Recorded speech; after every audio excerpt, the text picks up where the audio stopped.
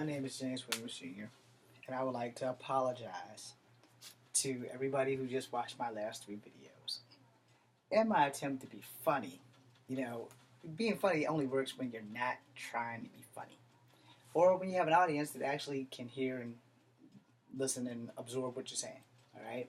So, as an out of work and independent filmmaker slash actor slash writer slash producer slash stunt coordinator slash every damn thing under the sun that I've had to do in my past, a range of making films or whatever, you know, just because people tell you you're funny doesn't necessarily make it so. And sometimes just some of the things that you say are just funny, and it's funny at that time, and then it's not funny anymore. All right. So if you're watching, let me be the first to apologize because sometimes I'm funny and sometimes I'm not, and I do completely wish that shit didn't stink. All right. Just for the record, I really wish this shit didn't stink. You know, no one really wants to smell someone else's ass. And if you're into that, hey, to each his own. I'm really not into that. I'm more into like looking for my future wife in the fucking buck saver. However, since I've started a relationship with this broad online named Nicole, she's very beautiful. She's from the Philippines and it's working out fairly well. So she'll be coming to see me soon. So we're working on that. But anyway, I just want to apologize to everyone who just watched my last videos. I want to thank you for your support, though, because your support means everything to me. I wish you could get your friends to support me as well. If I had as many people supporting me on YouTube as I've had on Facebook, I would be rich and famous by now. And though that was my long-term goal, now I have no idea what my goal is because everything is like basically firing from the hip. And depending on what the doctors say about my hips will determine how much further of a future, if I have a future in any kind of media success. So, while we're on media success, let me first take a seat and explain to you how I got into this situation. So I got into this situation for the simple fact that I'm not what you would call 100% healthy. Alright? Yeah, I can probably still do 150 push-ups in less than 10 minutes. That's not the issue. The issue is that, I've got other things that I need to do. And sooner or later, it'll it'll hopefully all work out in my favor. Hopefully.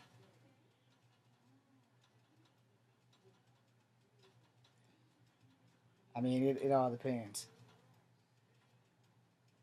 It kind of depends on how you want to look at it. I hate telling people things sometimes, but it makes me sick.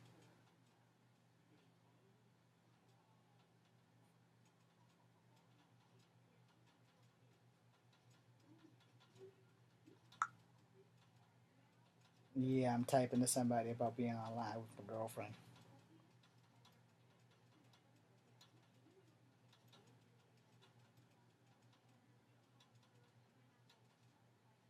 Well, she is the most important thing.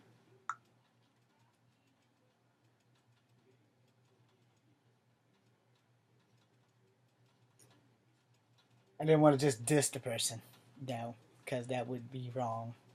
Right now, Nicole is everything, so I need to make sure that I'm focused on Nicole. So anyway, as I close out on this thing, I want everybody to know, yeah, I'm really trying to get serious with this girl. So, I can't let anything else get in my fucking way at all.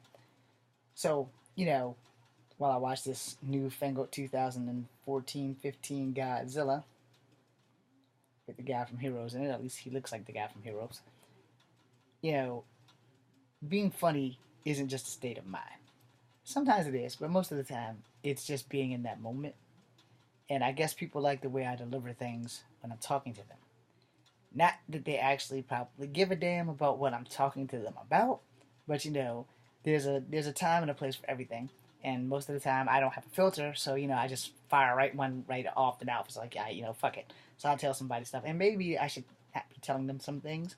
And sometimes I just don't give a damn, and there it goes, But when it comes down to like on a serious note, I got into this situation because my heart got broken. But I never thought that when I went to the military, I would be coming home. Now, I thought that I could go active first and volunteer to go overseas, which was the plan. When I found that I can go active first, like, all right, cool. All I gotta do is survive this, and I can go overseas, and I don't have to come home, which was the plan. However, when I fell in that hole, the plan totally got rearranged. But I didn't know how severely fucked up I was. No. And now that we know, I'm more severely fucked up than I initially thought. Because not only did I have to have one hip replacement, but I need two. So I still have to worry about when they're going to replace the right hip. So like I said, it's a touch and go process. It's taking forever, but I want it done right so that, I won't have to deal with like dumb shit. As far as like pain, my pain is at a tolerable 5. You know, sometimes it's at a 7, and I probably should get them to give me more pain pills, but then I would be limited to taking them like Thursday night when I get off, or Tuesday night, so I know that I don't have to get up. Well, Monday night when I get off from work, and Thursday night when I get off, so I know I don't have to get up and go anywhere, so I don't kill anybody while I'm trying to get wherever I'm going. It's 2 things that I made a promise to my dad. One, I don't answer my phone when I'm in the car. Unless I'm in the passenger seat, you can call me into the fucking phone, grows a pair of nuts. I will not answer that phone. But when I get to where I'm going, I will call you back. Of course, unless you're Nicole. Then I will call you immediately back. But I won't answer the phone while I'm driving. I don't text while I'm driving. I don't answer the phone when I'm driving. There's a reason why I drive a stick shift. Everything is being used when you drive a stick shift.